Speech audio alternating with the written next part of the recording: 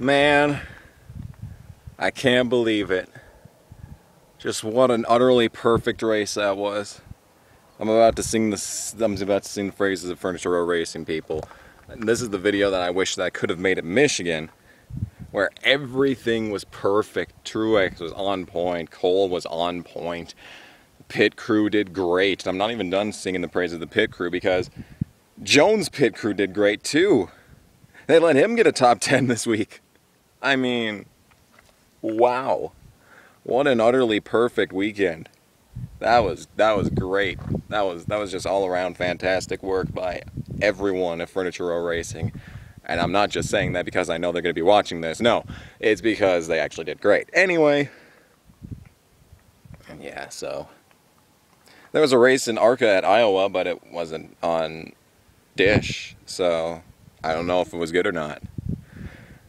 So, let's not talk about it. Let's talk about instead, there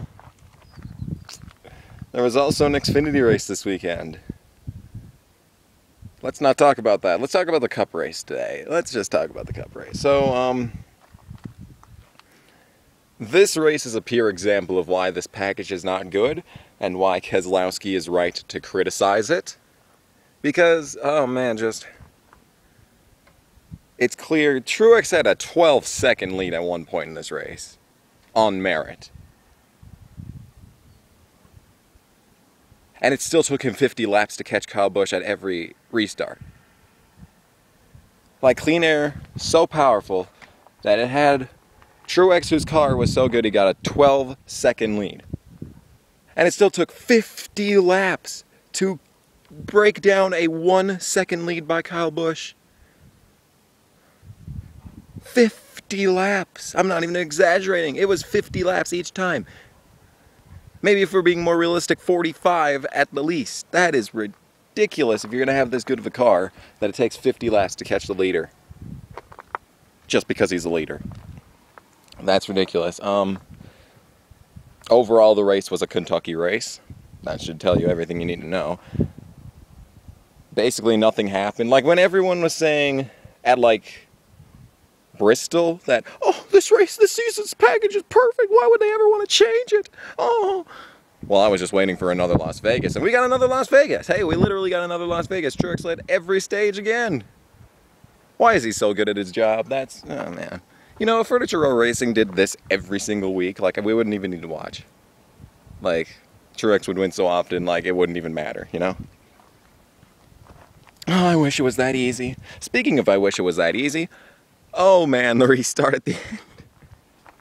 Because you see, this was the first time since Dover last year that I thought that Truex had the race locked up, so I was tweeting out the countdown.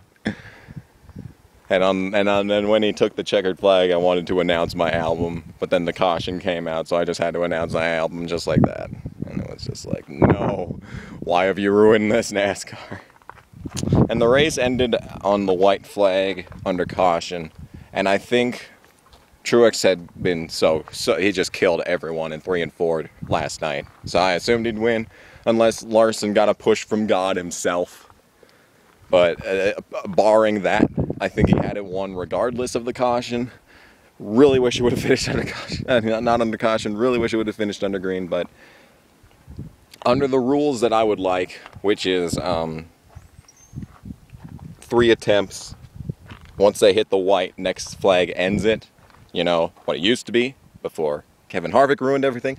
Yeah. That's what I want. And that's how the race would have ended under that rule set. So I'm 100% okay with that. I would really rather that if it's at all possible on the white flag lap to race back to the line, if at all possible. But I know Hoot's trigger finger is not exactly the most calm and collected, let's say. Let's just call it calm and collected, you know? Man, there's not much to talk about in this race. Tires were utterly worthless. They kind of played a factor at the end of the Xfinity race. Almost. But not quite. Yeah. I don't know why more people didn't take 2 over the course of the event. I mean, really, like those quick bunch of cautions that they had right after stage 1, I think, ended. Yeah, there should have been a lot more people taking 2 around there, but, you know. Ya know how it is. Ya know how it is. But anyway, man, there's not much to talk about. Just an all-around fantastic week for all of Furniture Row Racing. That is why I am happy to support them. Next race is New Hampshire. Wonderful. I'm sure that race will be leech infested in Xfinity. Fantastic. That's great news. Wonderful. Great. And Truex is great there as well. Hooray. I don't even need to watch any race next week. I already know the outcome. Woohoo! It's a good thing because I have a family reunion. Okay, that's why I wasn't going to move over there, because it's windy as fuck and you can't hear me. Yeah, have a family reunion that entire weekend. So it's a good thing I don't need to watch either of those races. But yeah, you can see over there, there's a car that I always do the back seat reviews in. I just got trade-in value a few days ago, so its days are numbered. Insurance is up in August, so yep.